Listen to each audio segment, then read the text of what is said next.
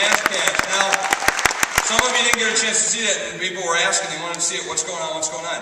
Down in the lobby is the team that put that together. Now, what's really cool is that if you go to their booth, they will take your picture, insert you into that video. And you will be one of the people flying through the air and riding dolphins and everything else. And then they'll give it to you so that you can have some fun with it. Okay? That's what that's all about. So I want to make sure that you know that. Get down there and see it. Now, it's my pleasure to introduce our next speaker. I got to know this gentleman by walking the red carpet, doing some interviews during the Oscars, the Academy Awards. I always have to show up early before all the big stars because they need somebody to talk to. And I think it's great that Billy said he would come. He's an active Twitter. He's been very active with using new media. Now, Billy hosts the Billy Bush Show. It's a nationally syndicated show. He's also the primary host of Access Hollywood here in Hollywood. So you see him, every single day doing something about what's going on with the stars. We asked him to come by, share a little bit of knowledge. You know, what's really cool is I remember my last good DM from Billy, because he likes to give me a hard time. He goes, Jeff, I'm in Puerto Rico at the Miss Universe contest. Where are you? And send help. So that's what he did. So I was in the snowbanks of Rochester with a bunch of white guys not having a great time. So here's a really good-looking, more popular guy than anyone else up there that's been so far on stage, Mr. Billy Bush. Billy, come on out here.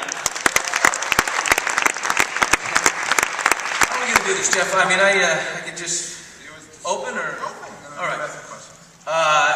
The celebrity world in Twitter is fascinating. I've seen people implode, explode, in a good way, in a bad way.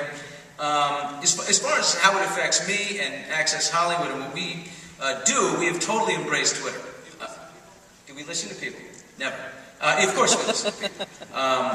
In fact, we have this segment. Our third block is now, totally incorporating of Twitter. It's called Access Hollywood Nation, and we send out polls and questions, and people feedback on Twitter, and we read their responses, and we interact that way. Celebrities on Twitter and asking questions that way. Absolutely. I reach out directly all the time. I mean, just today, Chris Daughtry is out on the road, and he sent something out about a girl that was lost. Find Morgan. Did anyone see this? This at a Metallica concert last night. A girl got lost. First of all, who's bringing a little girl to a Metallica concert? But beyond that, they couldn't find her. Chris Daughtry sent it out. I retweeted.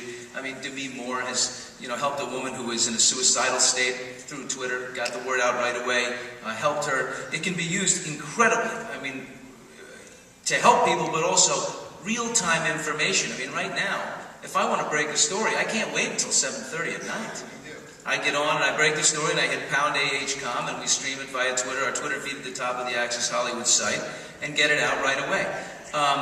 What I face is a huge competition with people breaking all kinds of things, Perez, Hilton, and on down. A lot of times people are wrong because of the Twitter world. It's a little bit lawless, a little bit of a guerrilla environment, and that people don't really have to check sources and all those things. And if my tweet is wrong, I have NBC News to deal with, and if I offend somebody and I become liable, then it's it's all the way up to GE. So I'm a little more.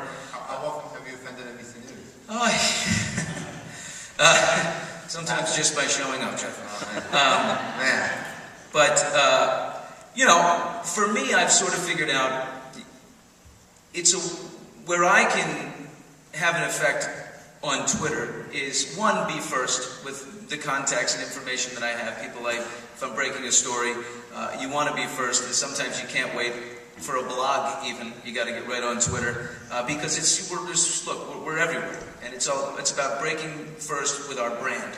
You certainly can't wait till 7:30 at night. The TV show is still very relevant. We're up 25% over last year, and that is from primarily the way we package the show. People, a lot of times, when Kanye West does his thing at the VMAs and grabs the mic out of Taylor Swift's hand.